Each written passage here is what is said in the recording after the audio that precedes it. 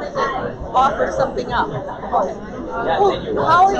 Because how do you get? I'm on the Human Relations Commission for the City of Scottsdale, so we have a Facebook page. So I could put the link to your Orange Story. Sure, yeah. I mean, it's completely free. Like all the resources are there. The film is there too. Okay. If people want to just use it. How do you get into the schools then? It's all word of mouth. We have a few different ways. Like one is Like what you were saying. yeah, we work locally, closely with a lot of schools in Chicago. But then But nationally. or nationally, so in California we have the Orange Story up on this digital platform that provides schools in California with digital curriculum, and we're also on a national platform like that. But honestly, it's really hard. Yeah, I know. Because you have to align it with Common Core, you have to align it with like state standards and all this stuff, and so it's just a benefit. I'll have it linked to the. Thank you so much. Okay, Thank nice you. to meet you. Yeah, Good nice luck. to meet you too. Yeah, you're Janice. Yes. Jason. Nice to meet you, Jason.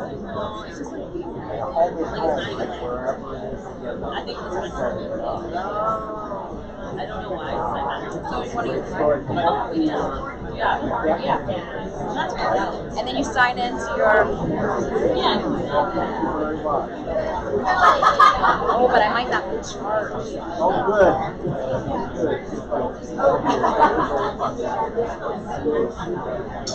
Yeah, I have charged. Oh, but there's a there's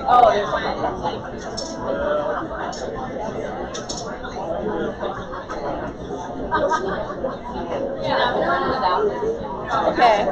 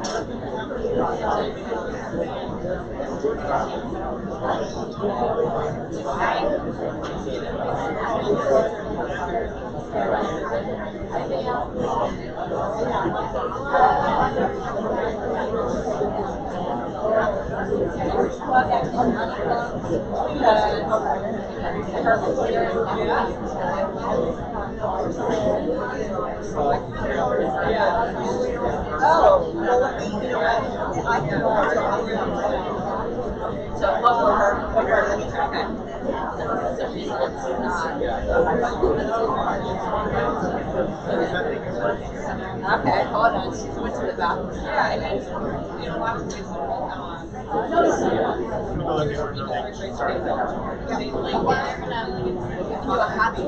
Oh, I think it was actually,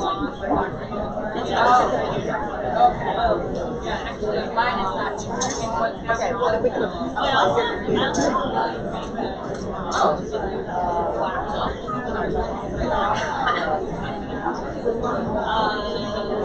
Well, we can upload your. Oh yeah, you can upload. Yeah.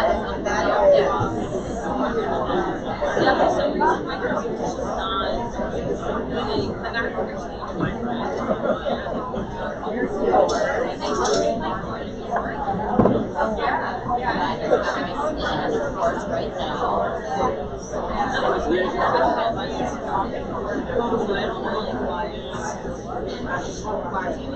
How long is your presentation? We can make it work. Yeah. We're very flexible. Yeah, we're flexible. Yeah. So they might like come in and start setting up. Oh, that's fine. Alright. Okay. Alright. So you're plugged in, so you can charge it. Yeah. Yep, charging. I can just in case I have my hotspot on. It's some really long number. Okay, yeah, what is the... Oh, I think the Wi-Fi.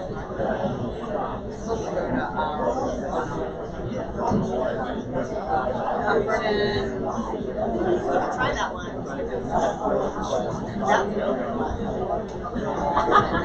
Gmail, right?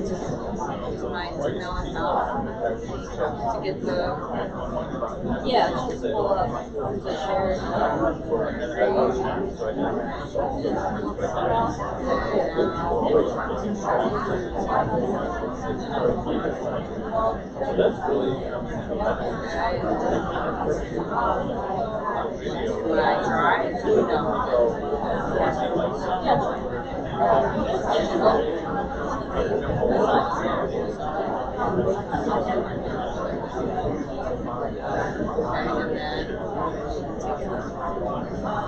Oh.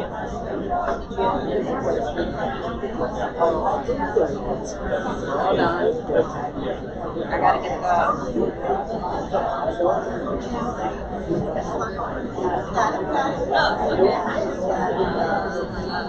You have an adapter, right? I hope I'm not.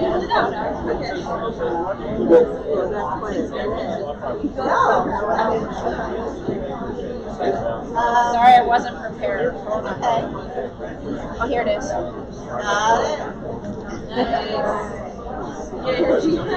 Sorry. This one doesn't. Yeah, I never. This old school. That's all right. New. All right. Sorry. Okay. I'm sorry, Kavita. This is literally working this morning. This is brand new. Alright. Yeah, I don't have that time. Okay, swap you out. Sorry. Sorry. Take my God. Alright, now, so do you guys yeah, that's pretty. Why are you having that? I just had it.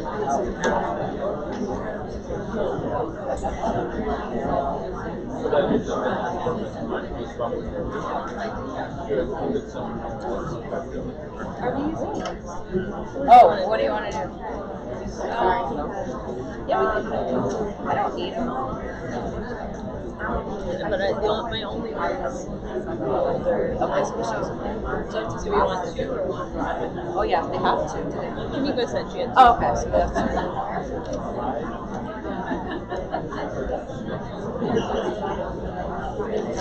it's hard going like back to back. Yeah. Yeah, they should have because of the time. It's like 12, 11, 12, 12. Yeah, you gotta have it. Set up maps. Okay. Oh, need to. Oh, can we use two mics?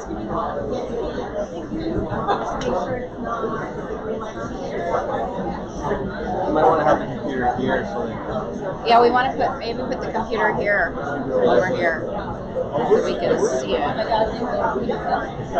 Thank you. Oh my God. just arrows left and right. Okay. Oh, do you want me to stay close? So left and right arrows. Okay. Yeah, we got that. Yeah. That's The basic. touch one is a little. I don't think we need any. We're not touching it. Yeah. I'm just like going to Okay. Okay. Introduce yourself. But I'll be right here. Okay. So you want to just.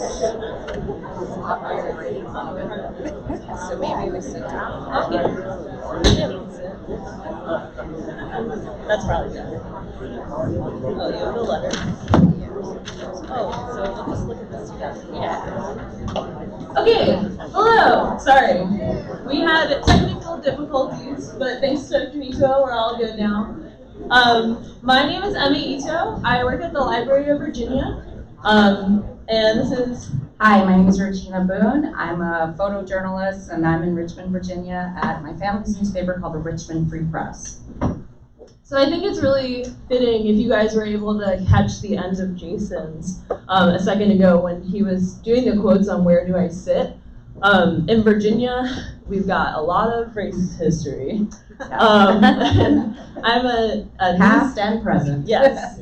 I'm a Nisei Sansei that was born and raised in Virginia. And I was always wondering about the Japanese American story. So that kind of led me to my research, which led me to Regina. So we're going to talk a little bit about that. Yeah, so just to give you a brief summary of how the two of us came together. So I was born in Richmond, Virginia. I grew up identifying completely as Black, but with a Japanese grandfather, but not knowing anything about him at all until recently. So my father, Raymond Boone, he passed away 5 years ago, but he was half Japanese and Black, born in Suffolk, Virginia. And so before he died, He had a quick bout of cancer, pancreatic cancer.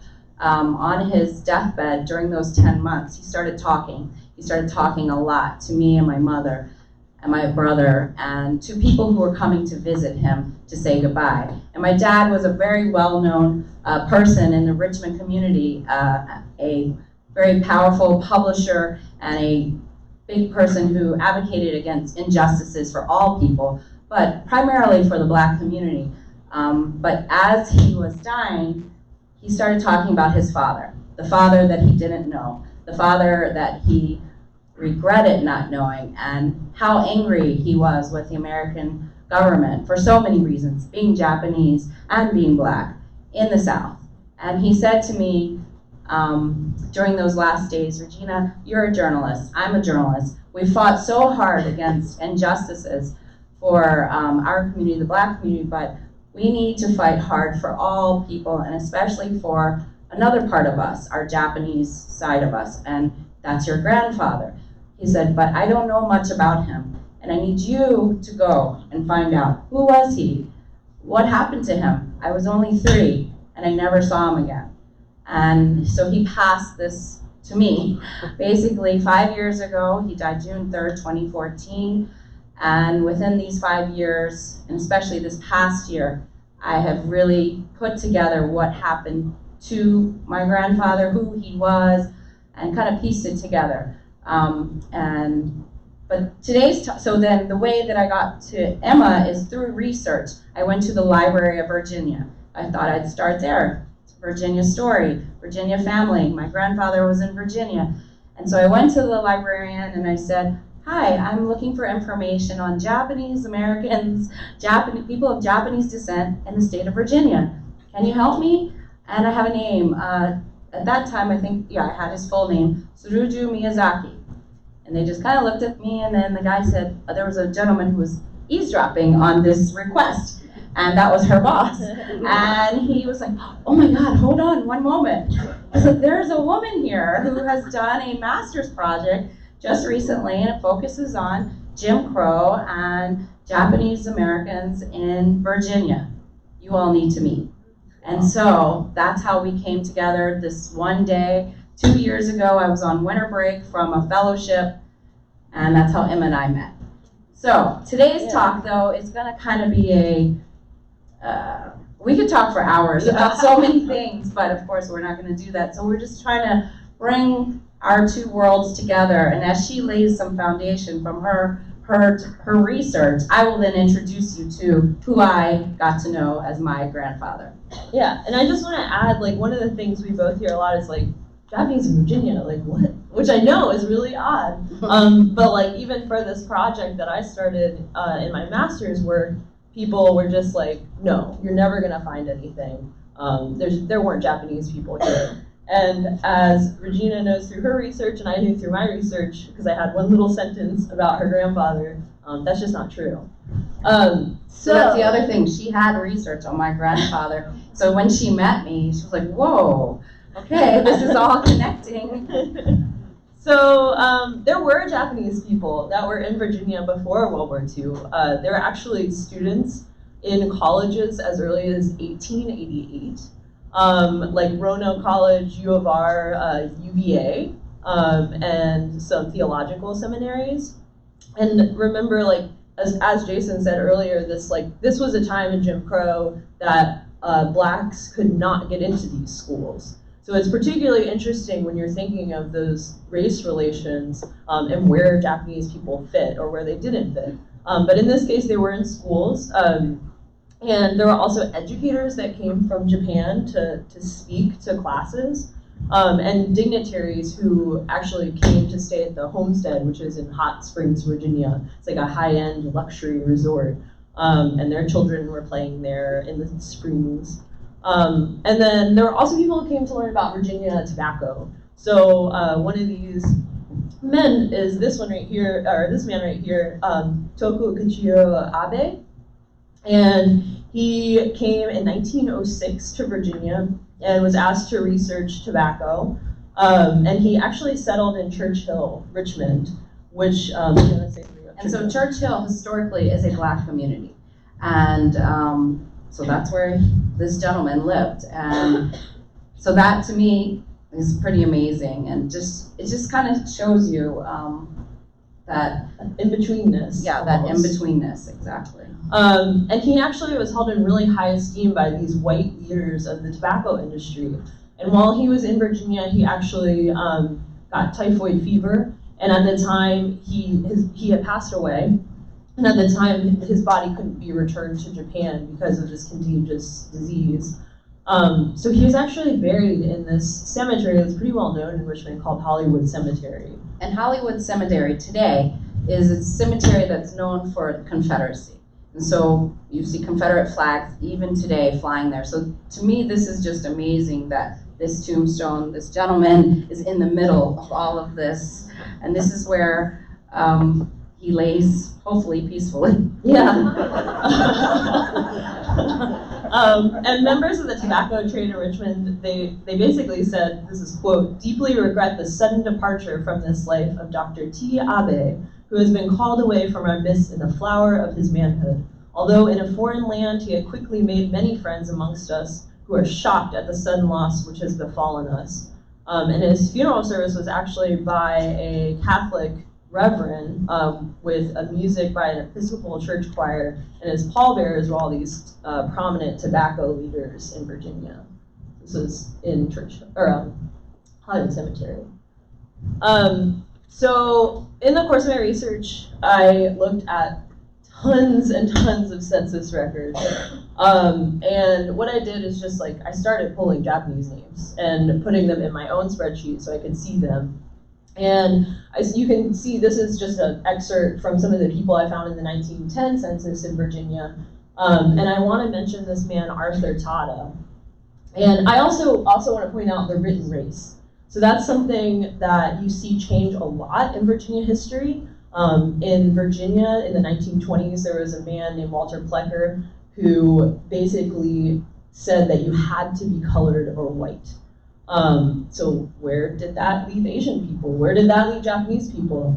So this is actually 1910, so you see there's some people identified as JA or J or JP, and then some identified as W for white. And I do want to point out Arthur Tada. He was a man that I found that I kept finding in the different censuses because he just lived in Virginia. He never left. And he is, of course, as we heard last night, his name was misspelled 3 different times. He's Arthur Tada and Arthur Tate and Wataru Tada, all spelled differently.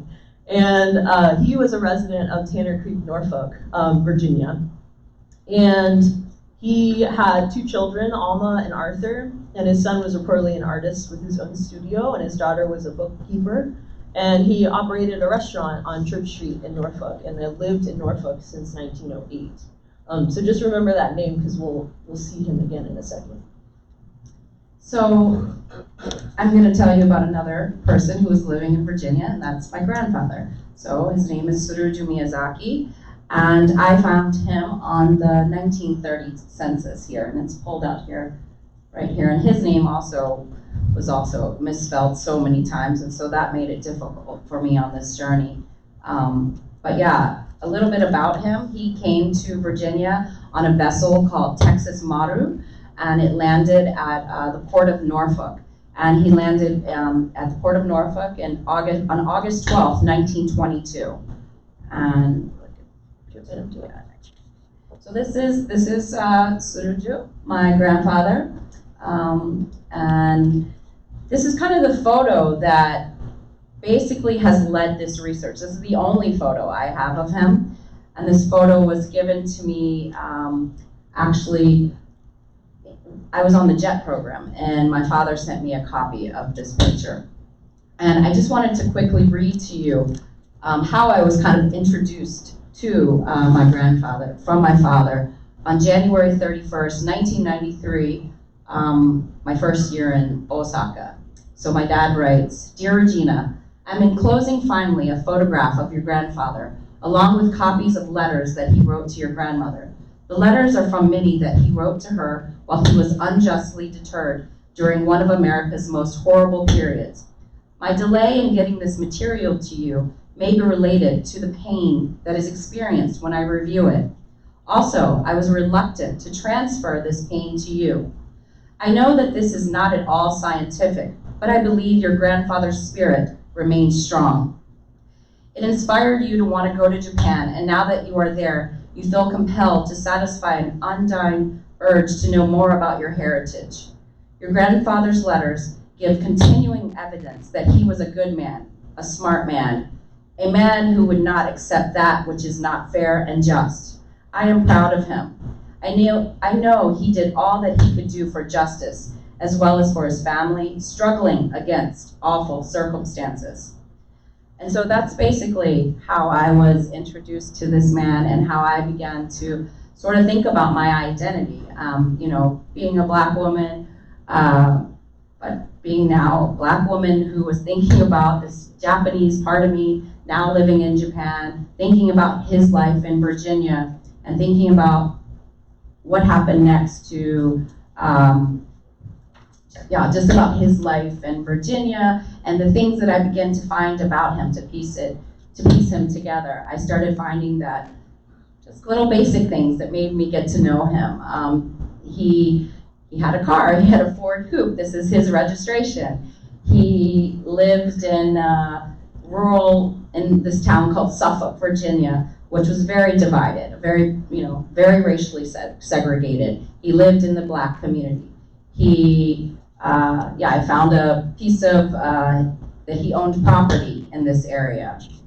And then he had a son. He actually had two sons. This is my father, Raymond, and his name was Raymond Boone. My last name is Boone because my grandparents were not married.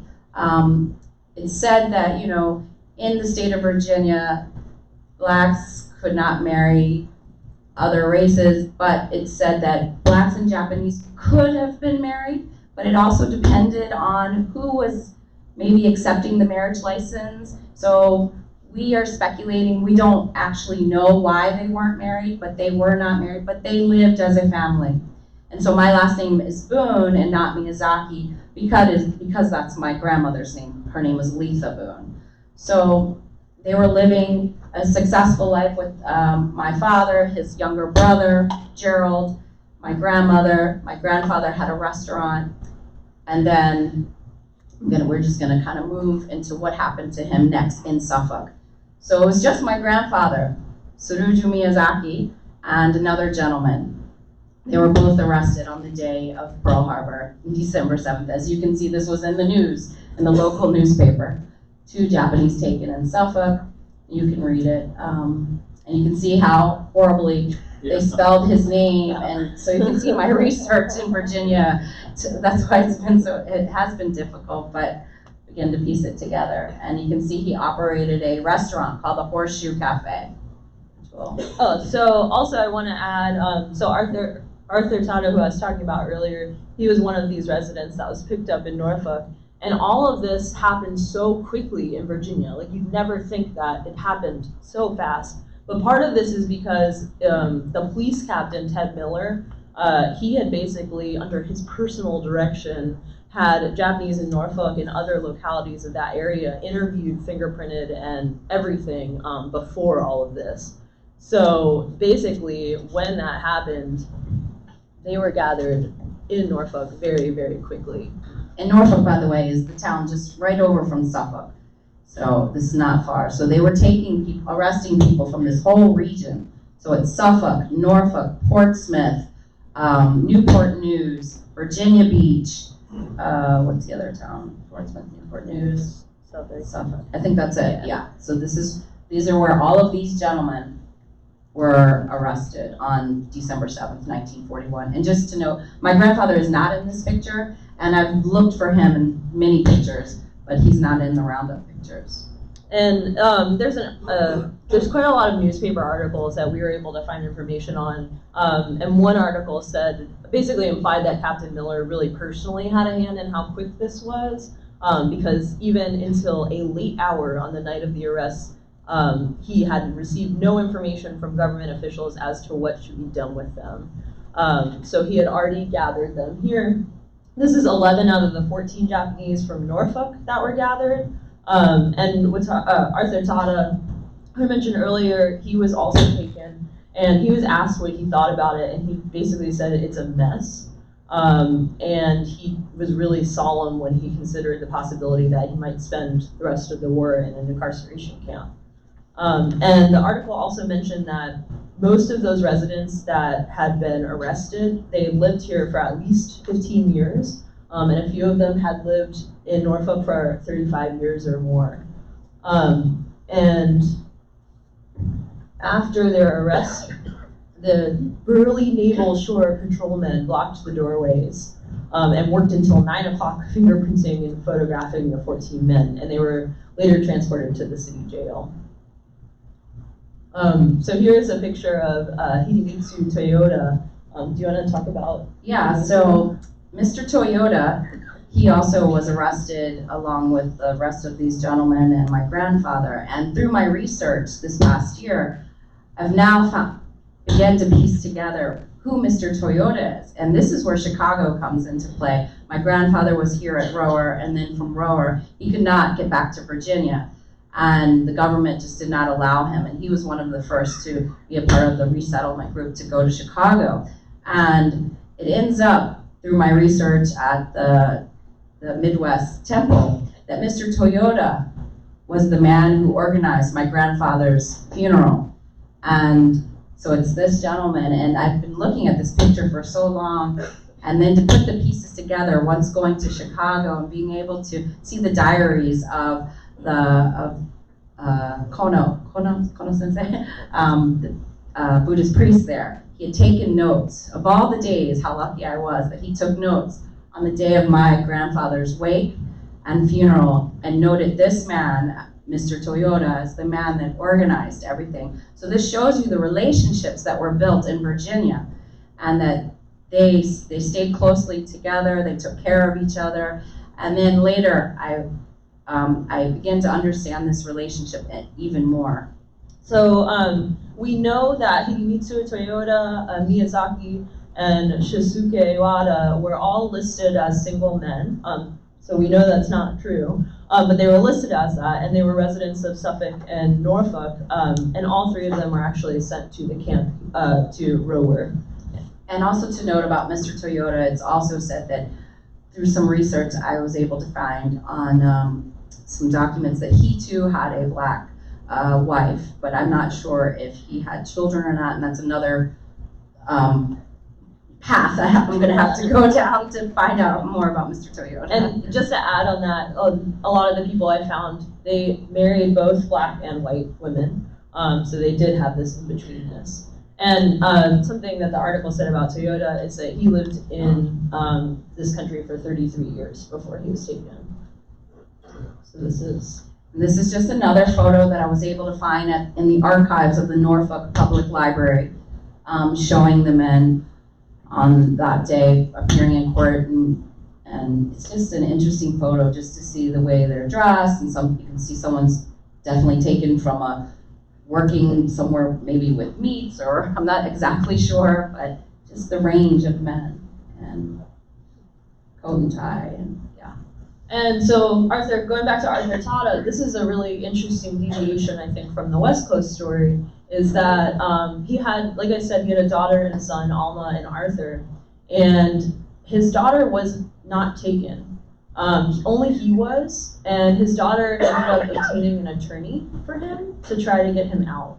So I'm still going down that path too, but it's definitely a little different than her being sent directly to the camps. And that's because Mr. Tada was with a white woman, and so Alma, his daughter, is she's mixed white and black, and white and Japanese. I'm sorry.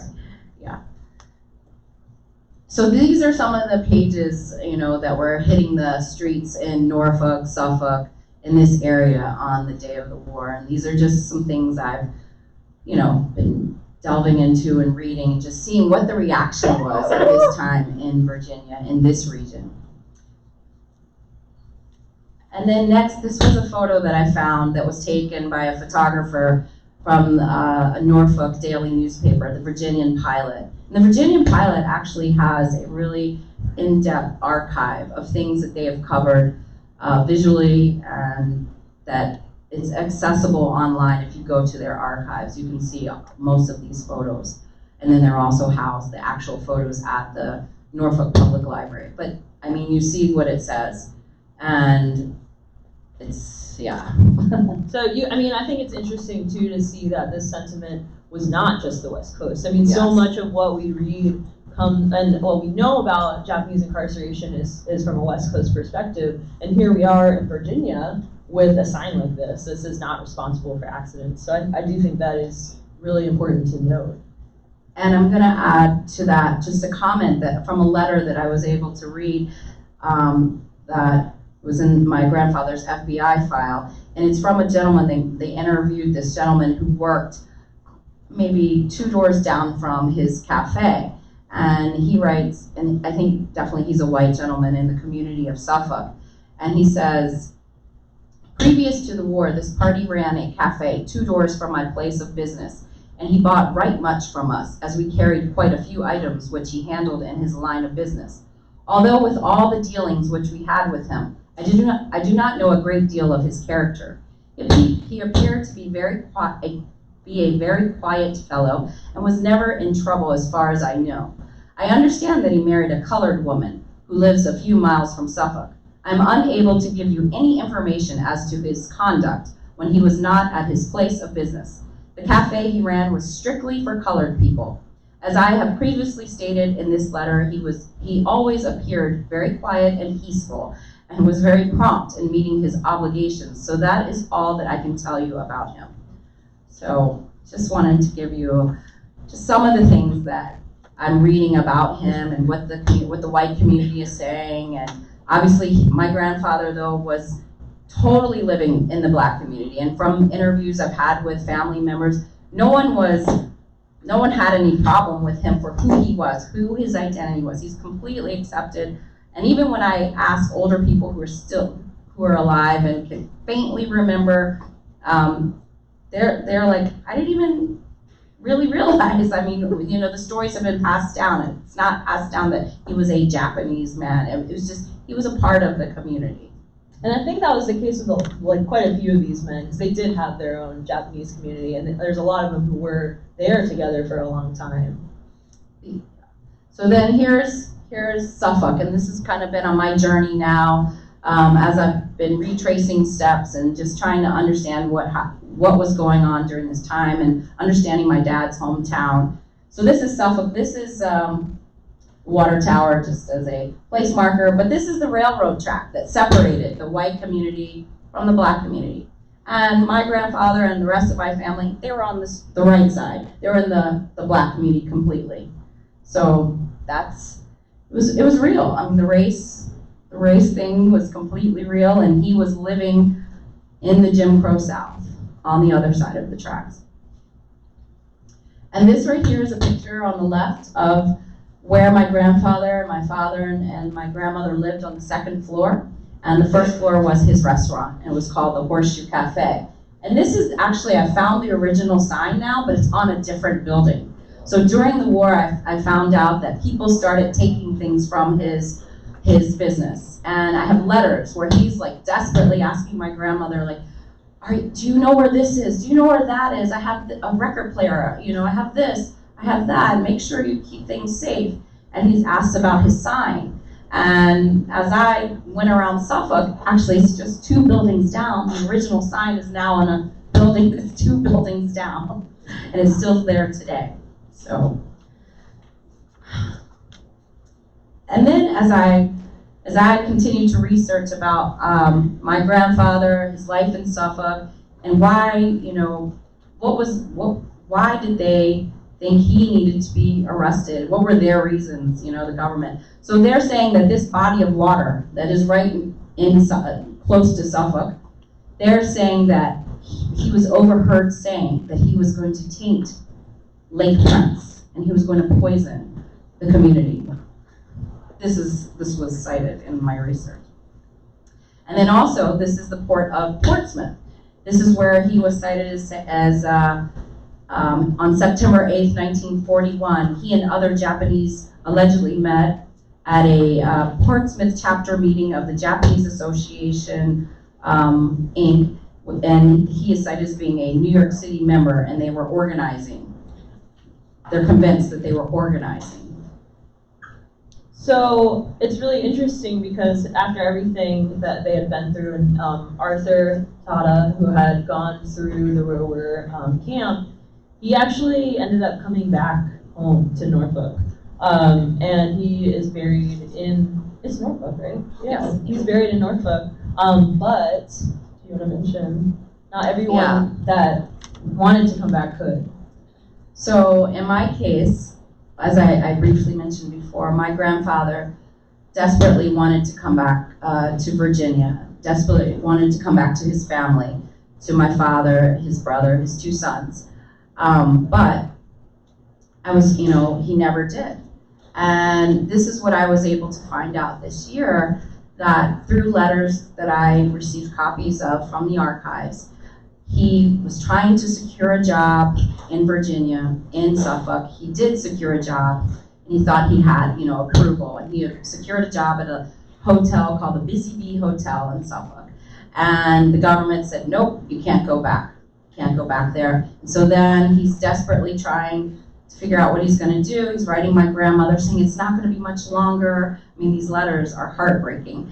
And then it's finally that he secures a job in Chicago with another Virginian who's in Chicago, and his name is Mr. Mizutani, and he gets a job in Chicago, and he eventually makes his way up to Chicago and lives in one of the boarding houses as a single man there. And then tragically, my grandfather ends up dying in Chicago in 1946 at the age of 49. And so during my research last year, it took me to the cemetery, Montrose Cemetery in Chicago, and on his death certificate it said that he was buried there.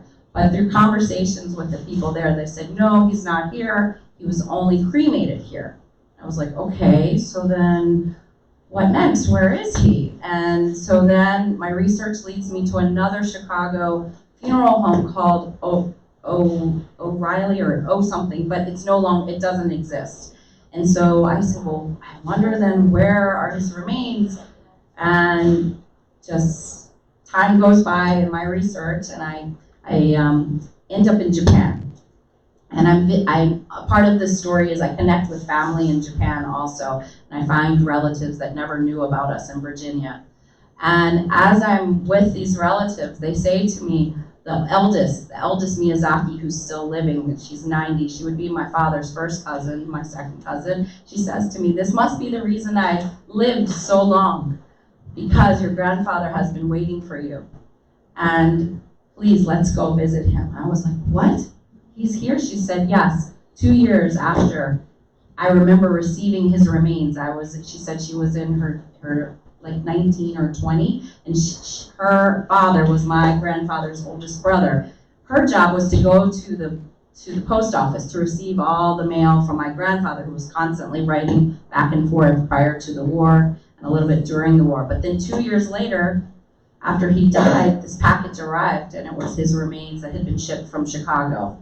And so he is now resting peacefully in our home, at the home cemetery in Minamishimabara, Nagasaki, and I was able to go there, and his name is on there, and he's resting peacefully, and then the mystery was solved of where he was, and not in Chicago, but had made it back to his birth home. And I think this opens a bigger story too, of like, we are highlighting just a couple of people who are in Virginia, but there was this community.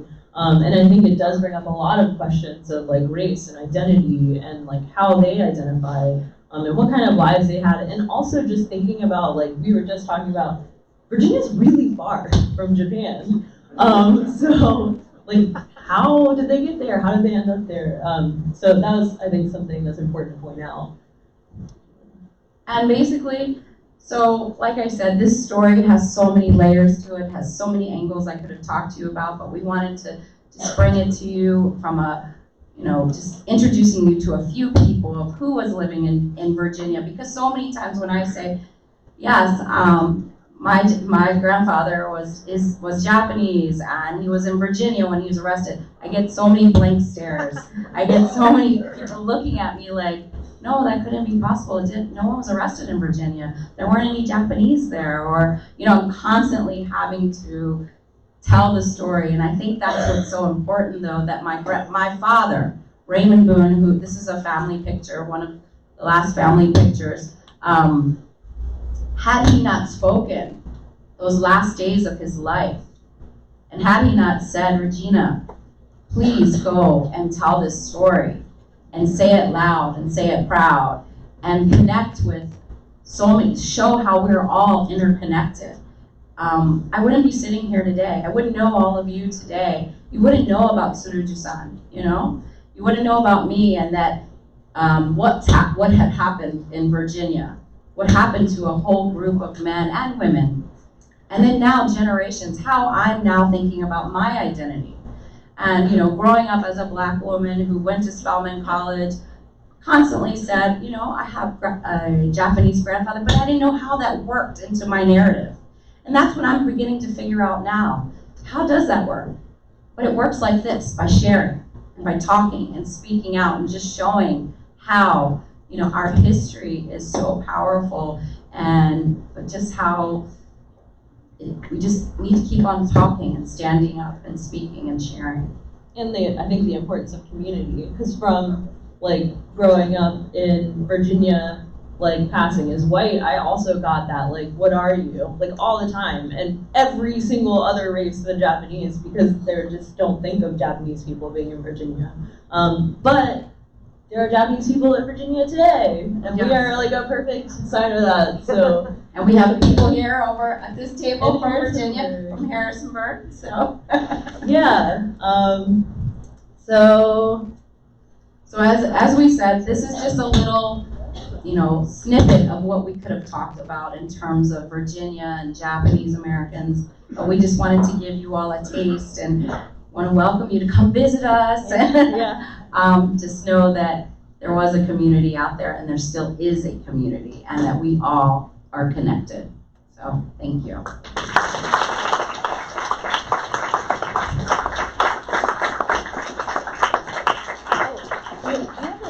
Do you have a minute? Yeah, I was gonna say, do you want to tell them about your NHK?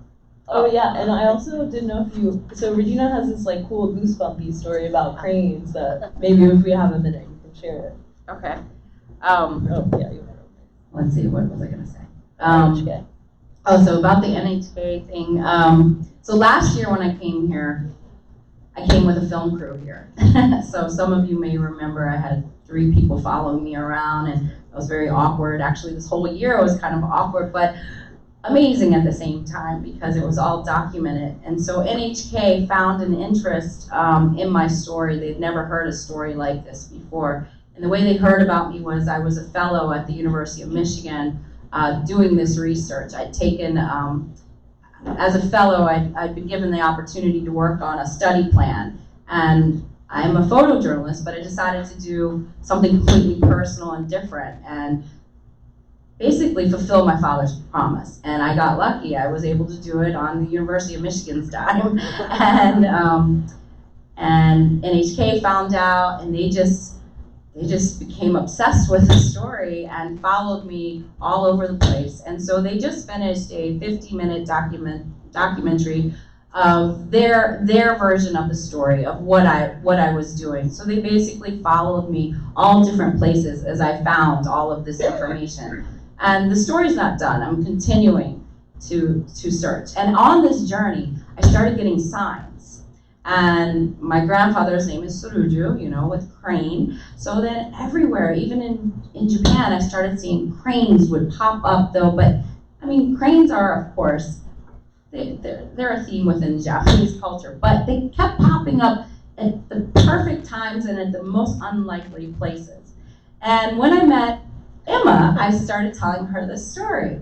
And I was like, oh my gosh, every time I get a good piece of information, a crane pops up. Even when I went to Harrisonburg to visit the family here, Rico-san and your family, there was a crane that popped up in the bathroom of the Thai restaurant that we went to.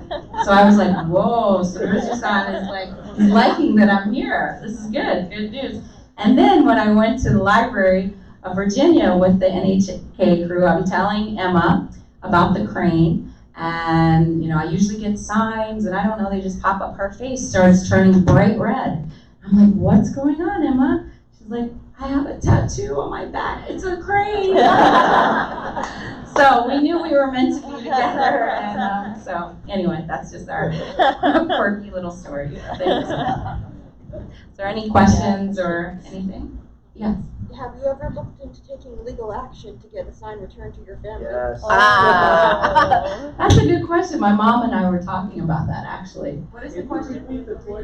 Oh, I'm sorry. She asked, have I ever thought about taking legal action to get that sign back into our family, the Horseshoe Cafe sign? And I replied, yes, that my mom and I had recently thought about that sign, and we're trying to think about, you know, getting it back, and then where would we take it? Who, you know, some museum, which museum wants it?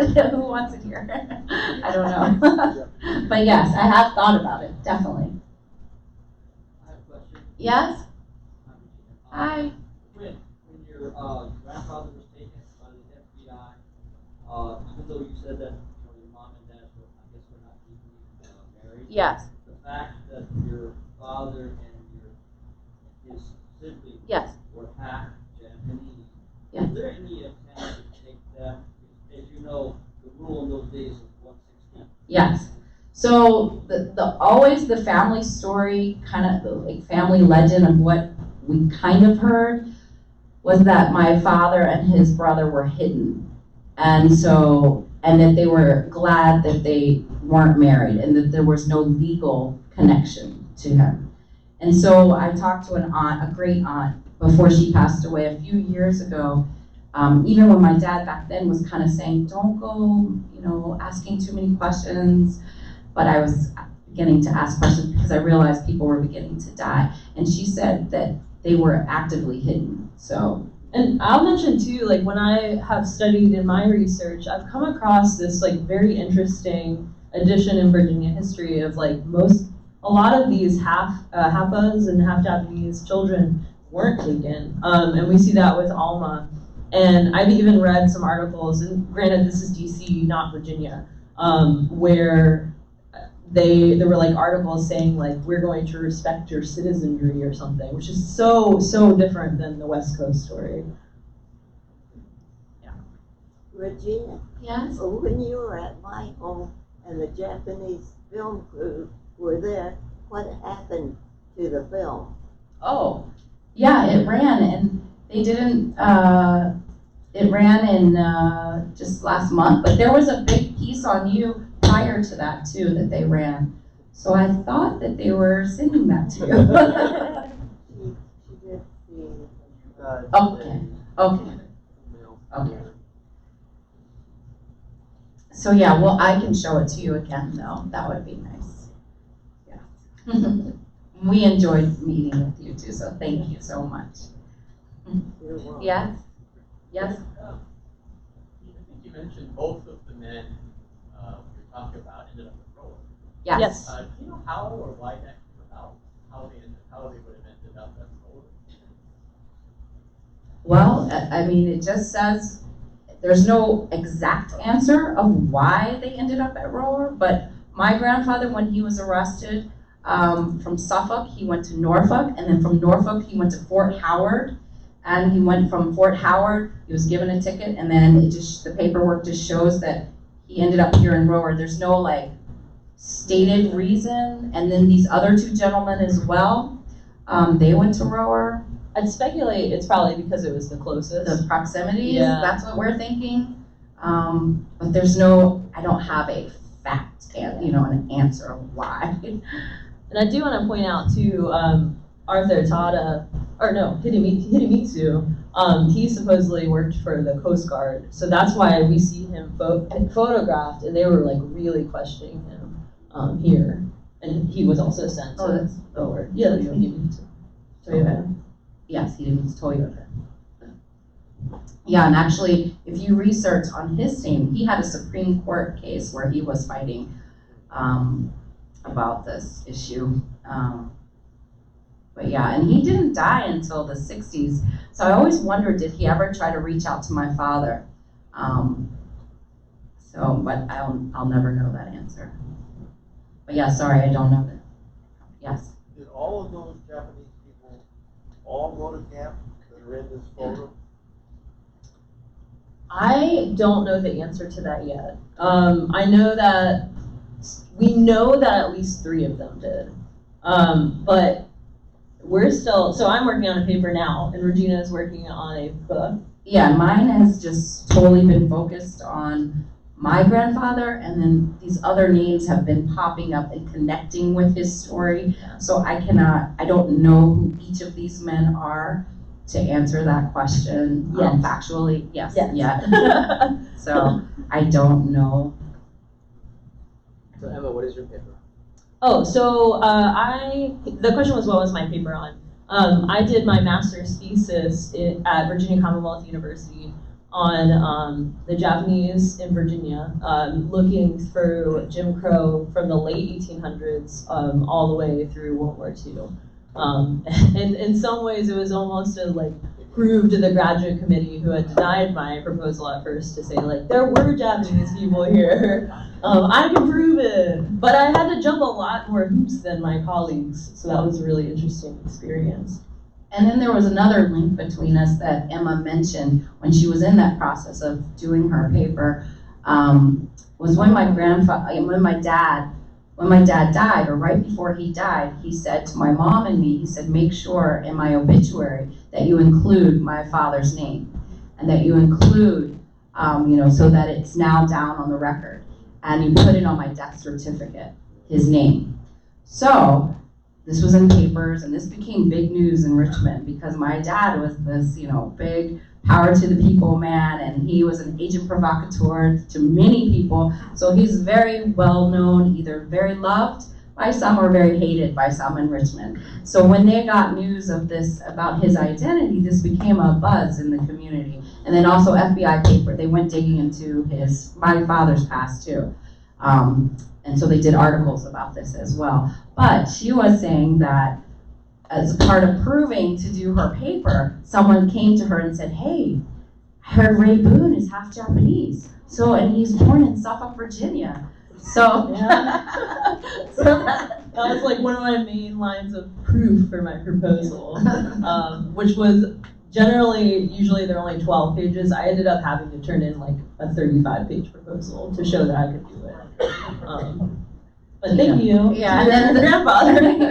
Yeah, and my dad. So your dad. So yeah, so thank you. Thank you. Oh yeah. So how did you get the idea to do the research? Oh, so how did I get the idea to do the research? So as I mentioned, I'm half Japanese. My dad's a Californian and my mom's a New Yorker. So they met in Virginia. So I was grew up with Virginia history. And Virginia history is very, very talks about a lot of segregation, a lot of race, but it's always the black and white story. And so I always wondered well, what about Asian people? What about Japanese people? And so I was just always really interested in this, and particularly learning about civil rights, Brown versus Board, when schools were segregated, where did Asian children fit in this? Did they have to go to the white schools? Did they have to go to the black schools? And so that's what sparked it. And then, like I said, I came to my advisors, coming with these ideas, and they were we can help you with the Southern story as much as we can, but good luck. So that's kind of what sparked it. It's also my identity.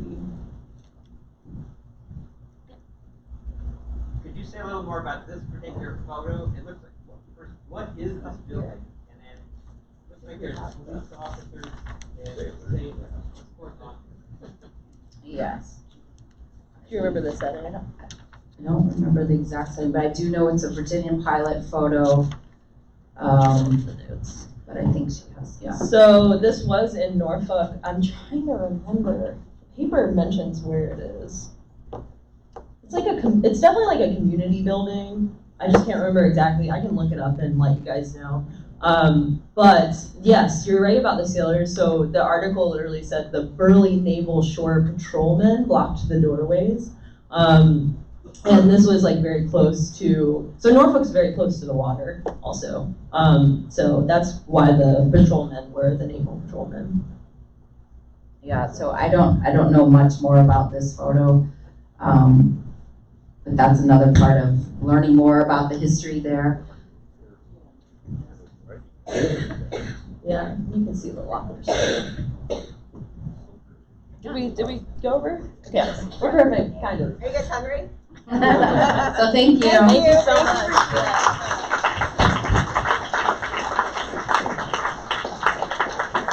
I'm not sure if the other session is still, are they coming in? I don't know. All right, well, I just want to make a couple announcements before we start serving lunch. I know there were a few people that had gluten allergies, and I believe that the gluten sandwiches, you said they're in a box, right? They're labeled right here. So gluten allergy people, there are some